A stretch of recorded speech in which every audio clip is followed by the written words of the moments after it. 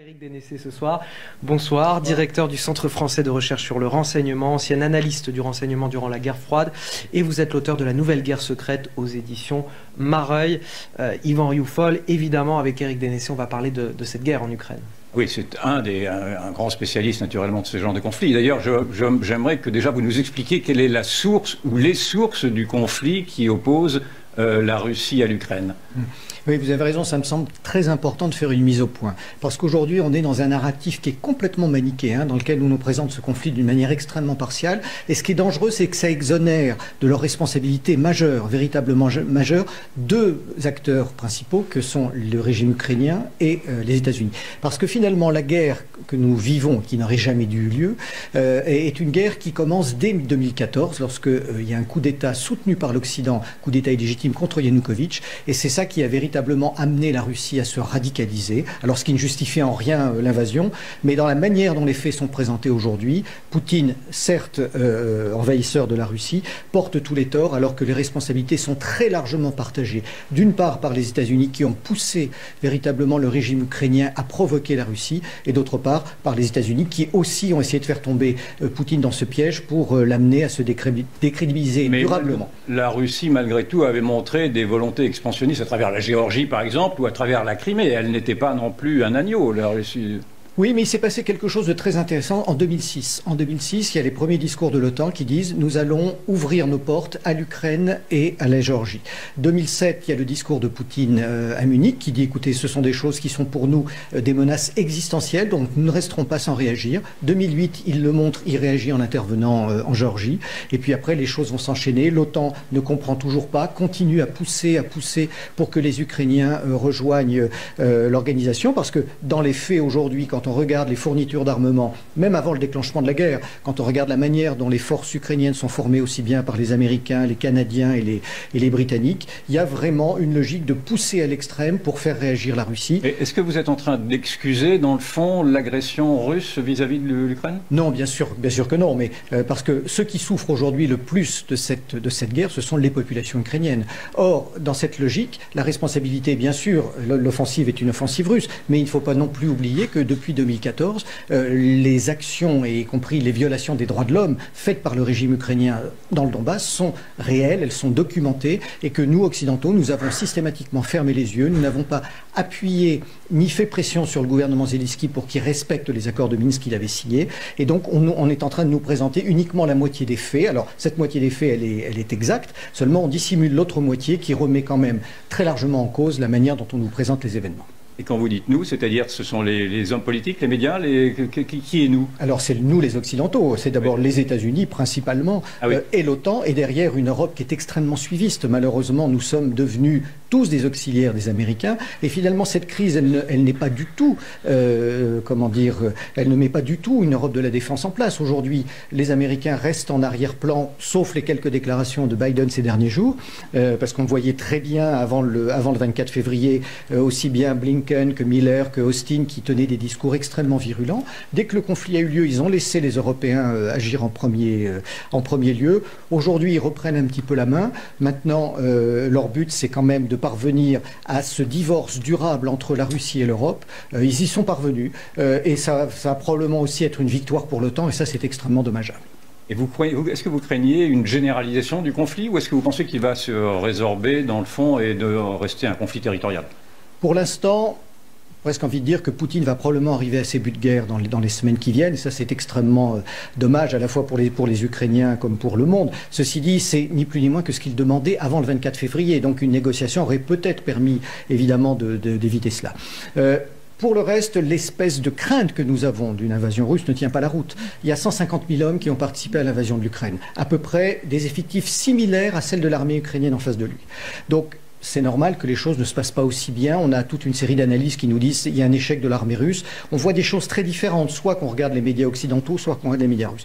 Il faut juste rappeler pour mémoire que l'invasion de l'Irak en 2003, c'est 280 000 hommes, 250 000 Américains, 30 000 Britanniques, face à une armée irakienne qui n'était de très loin pas au niveau de l'armée ukrainienne. Et malgré ça, les Américains ont mis quand même plusieurs mois pour conquérir Bagdad, Fallujah, Najaf, toutes ces villes-là. Donc aujourd'hui, avoir un jugement sur les opérations militaires russes me semble un petit peu hâtif. Est-ce qu'il n'y a pas tout de même également une guerre plus idéologique, pour dire les choses un peu globalement, c'est-à-dire de voir que la Russie, dans le fond, est passée également à travers l'Ukraine à l'offensive face à des démocraties libérales qu'elle entend supplanter, en tout cas dans leurs hégémonies mondiales, non? Alors, je ne sais pas si la Russie passe à l'offensive. En tout cas, ce qu'on observe depuis plusieurs années, c'est un mépris de plus en plus affiché de la Russie, pas seulement de Poutine, vis-à-vis de l'évolution de nos sociétés occidentales, où il considère que notre attitude, d'une part vis-à-vis des Américains, il juge que nous n'avons plus aucune souveraineté, plus aucune autonomie, que nous ne faisons que d'appliquer les décisions américaines.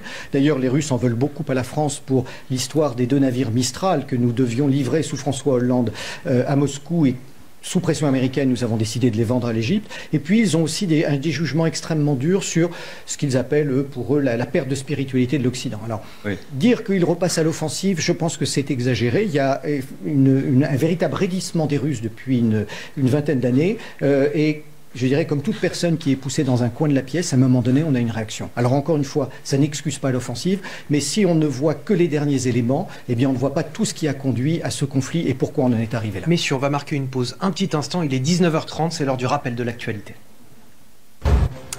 Et Yvan Rioufol, nous sommes toujours avec Éric Dénessé, directeur du Centre français de recherche sur le renseignement. L'Union européenne vous paraît-elle à la hauteur de ses ambitions, qui est de vouloir représenter d'abord une partie de l'Occident et de vouloir se démettre un peu, enfin de se libérer un peu de la tutelle des Américains? Non, je pense qu'on n'en est absolument pas dans une dynamique de cette nature. Il y a surtout 2 éléments que je trouve très inquiétants en ce moment au niveau de l'Union européenne. D'une part, c'est l'espèce de coup d'État bureaucratique qui est fait par Ursula von der Leyen et ses équipes, puisqu'elle a pris des décisions sur l'armement, la vente d'armes aux Ukrainiens. Et donc, ce faisant, elle se présente comme presque un chef d'État au niveau européen, alors qu'elle n'en a ni juridiquement ni légalement en aucun cas la fonction.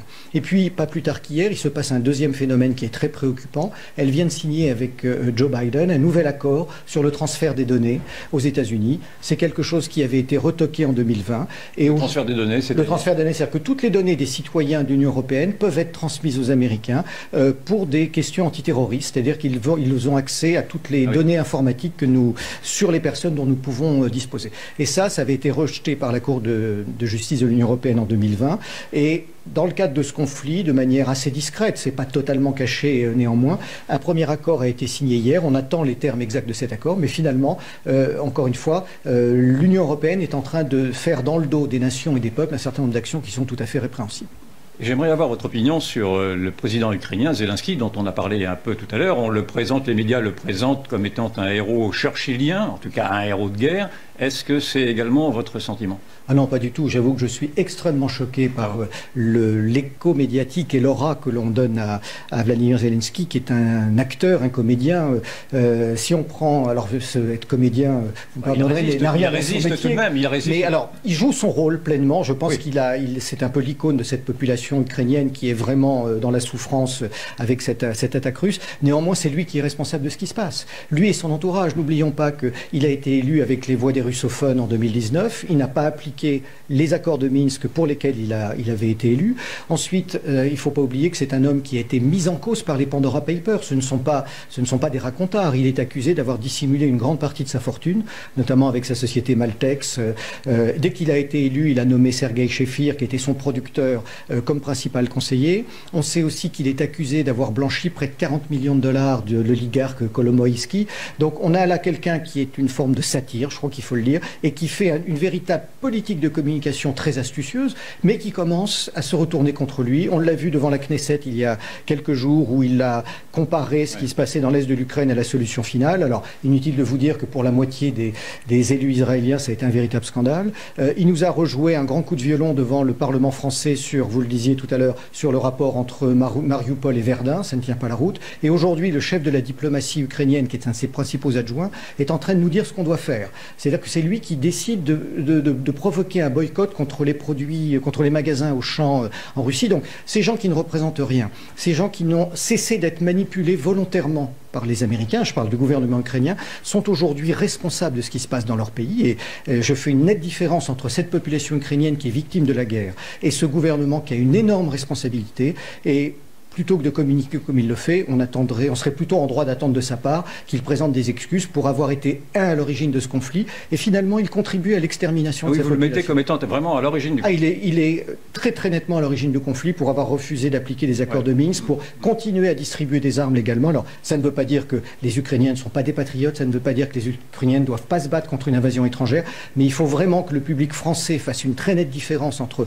ce peuple qui est dans la souffrance et ce comique qui est à la tête de l'État. Et comment jugez-vous la diplomatie française? Comment jugez-vous l'attitude d'Emmanuel Macron qui, malgré tout, depuis le début, a gardé le contact, en tout cas, avec Vladimir Poutine? Oui, alors c'est l'image qu'on en a en France, parce qu'on en a évidemment beaucoup parlé, mais le principal acteur de ce rapprochement en tout cas des négociations entre la Russie et l'Ukraine, c'est Tayyip Recep Erdogan, qui est aujourd'hui, finalement, l'un des grands vainqueurs de ce conflit. Pourquoi Parce que, vu la qualité des relations qu'il avait avec l'Ukraine, d'une part, et avec la Russie, de l'autre, il est beaucoup plus crédible à Moscou que ne l'est Emmanuel Macron. Emmanuel Macron apparaît quand même, encore une fois, même si la France n'est pas le pays le plus aligné au sein de l'OTAN, apparaît quand même comme lui aussi quelqu'un qui est très proche des Américains.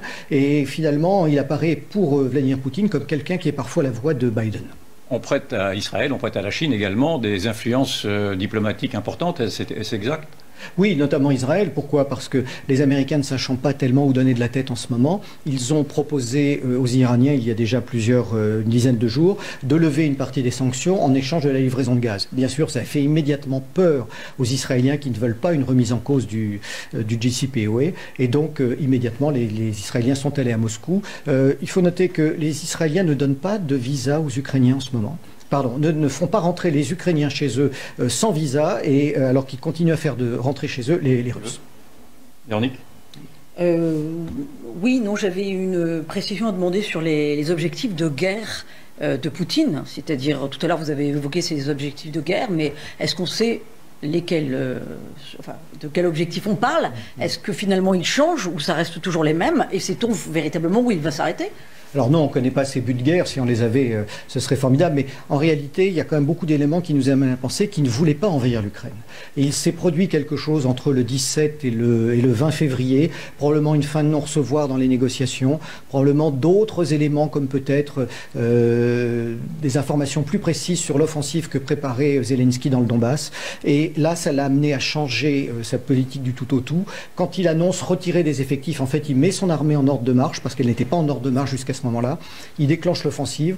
Il rate probablement la première étape de son action parce que le coup d'envoyer les parachutistes autour de Kiev pour essayer de décapiter n'a pas fonctionné. Mais pour le reste, l'opération se passe, en tout cas selon les Russes, selon les plans qu'ils ont établis. Bien sûr, c'est impossible à vérifier. Ceci dit, il faut rappeler que c'est la première fois que nous avons une guerre non conventionnelle de cette nature en Europe depuis 1945.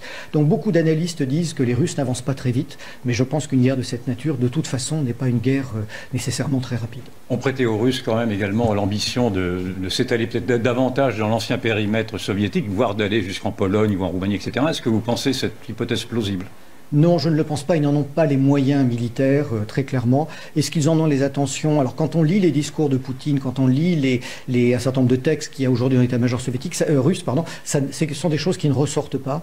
On a prêté à Poutine la phrase de dire la fin de l'Empire soviétique a été une véritable catastrophe, mais il a ajouté tout de suite après, en même temps, vouloir le reconstruire serait une erreur encore plus grande. Donc, revenir aux frontières traditionnelles de la Russie, réunir dans son pays l'ensemble des russophones, oui. Aller au-delà, à mon sens, c'est quelque chose d'illusoire. Merci.